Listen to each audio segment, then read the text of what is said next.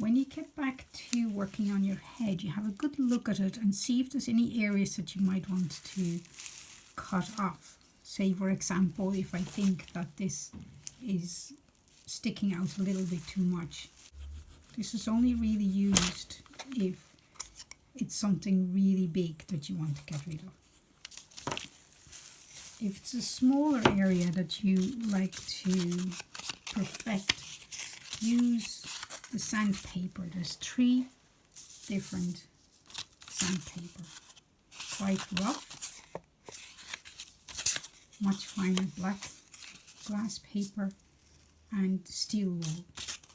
For now, it is very important to do the sanding over a piece of newspaper, because you don't want the clay that comes off the face to be mixed in with the wet clay we're going to use later on.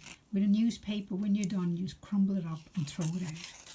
So you just look at your face and sand it a little bit if needed. Again, if it's a face that is very old and wrinkled, obviously you don't have to do the sanding unless there is an area that is not quite equal on each side.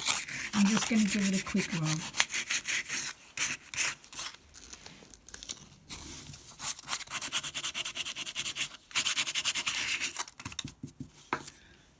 You can blow off whatever clay or dust, and if you want to make it finer, use the black sandpaper.